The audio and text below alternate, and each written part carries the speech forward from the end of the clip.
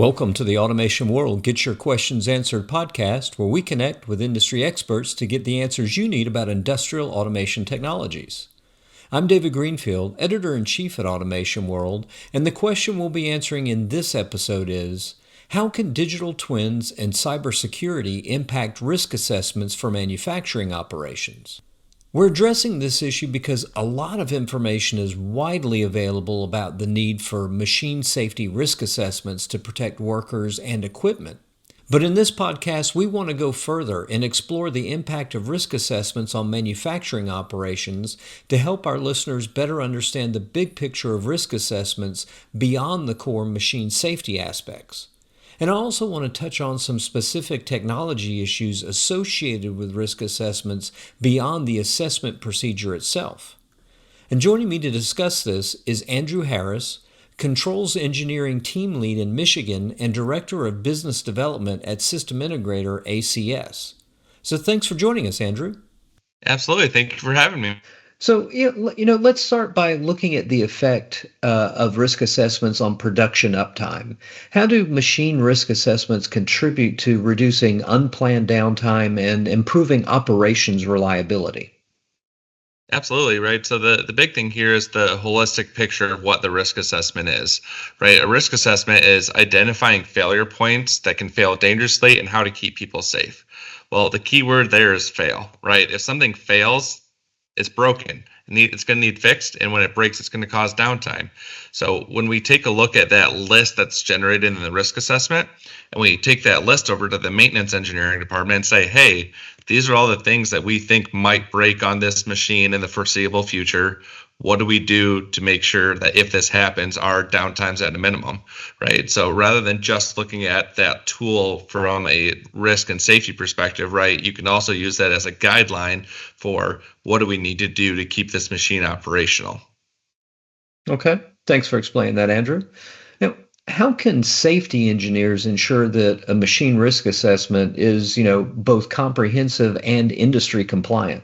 The biggest problem I see when these are often put together is that the right people aren't in the room, right? So it might just be a vendor and the project team, right? It needs to be everyone who could touch any phase of the machine's life cycle. So the engineering department, IT, operations, the machine operator, the safety department. So by having a group in there with diverse experiences, you're able to leverage everyone's different perspectives on the machine and really get to the bottom of making sure it's safe, right? If you only have 5 people in that room, you only have those 5 people's perspectives.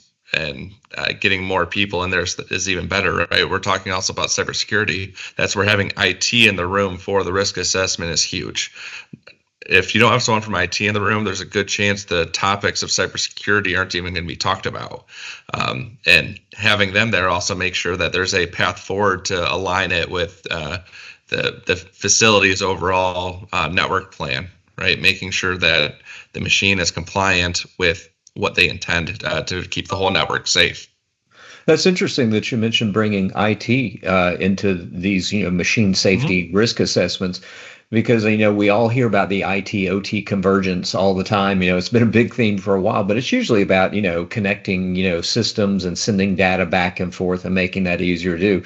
But so you're saying that even extends even down to these types of very operational type issues. That's interesting. Okay. Yeah, I'm certainly a firm believer that IT needs involved earlier in projects than they normally are.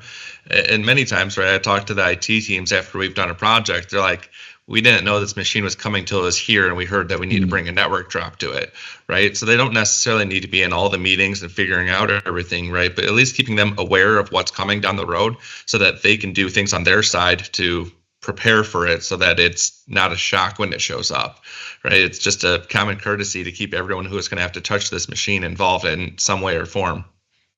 Yeah, makes sense. Absolutely. So, I'm hearing more discussions, and as we've been touching on already this morning too, about how cybersecurity is increasingly seen as a critical component of an industrial risk assessment.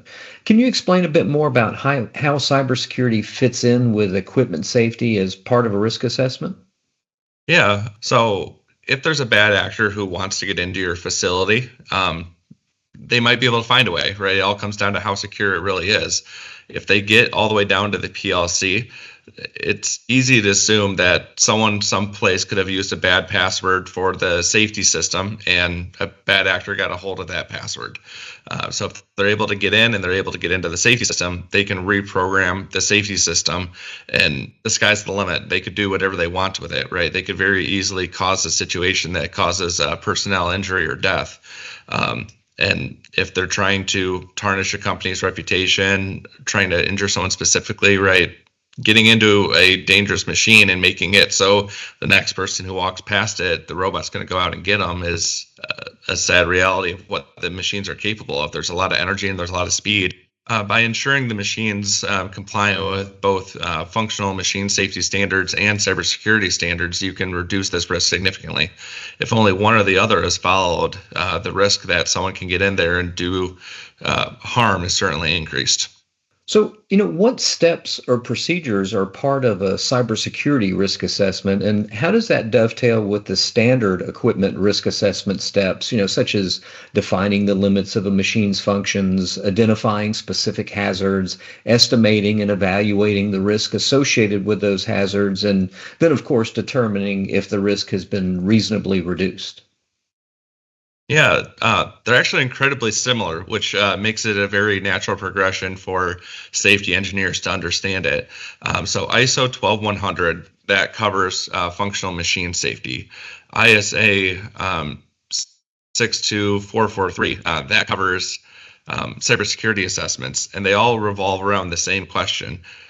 Do you know what your risks are? And what level of risk are you willing to tolerate, right? So by determining the risk you're willing to tolerate, and then determining what the risk of this new machinery or existing machinery is step one in both cases.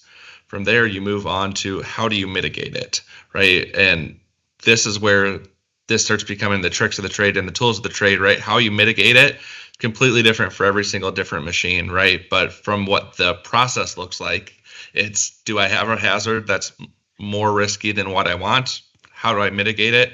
And move forward through there. But the actual validation of these is where they start differing more. So in a cybersecurity system, it really comes down to what networks or what systems are on my network, and doing intrusion detection to see how can I get in, can I get through my protections, and it's kind of the same as the functional safety too, right? I put systems in place and processes in place. How do I break it, right? You want to prove that they work, right? So trying to remotely access a system and prove that I can't do it is the same as pressing my e-stop and proving that the e-stop did the task, right? So the process you go through is similar in the original steps, but as far as the people who are doing it and the expertise, typically you're going to need a different team on one side versus the other. So, getting into some of the technology aspects associated with machine safety and risk assessments, there's been a lot of progress in the past few years associated with digital twin use for virtual commissioning of equipment. And, I have to think that the capabilities of these digital twins could be helpful to risk assessments too. Are you seeing that happening yet? And if so, can you explain how that works? Yeah, so a little bit outside of the risk assessment, on the validation of the risk assessments, it's incredibly helpful for me to be able to see that my safety system and my safety functions work before I even have a physical machine. So when you're first doing your commissioning and your runoff, if your code isn't correct, you got to test it and you got to find out somehow, right? But testing in the physical world and the physical space, if something goes wrong, right, the damages are material, people, time, right? But if something goes wrong in the digital world, it's a press reset, let's go fix that, right? So it's ultimately about the risk, right? Functionally, can you make a safe system both ways? Yes, but the impact of something going wrong, right? We don't want something to go wrong. It really shouldn't go wrong, but the impact and the risk of that is significantly less if you validate with a digital twin before you get to the real world. The beauty is the do-over possibilities with that. Yeah, absolutely. Yeah. You don't need to go report up to anybody, hey, we had an incident, this happened, it's going to cost this much to fix it, and this guy's going to be out for a day, right? Exactly. It's a lot safer.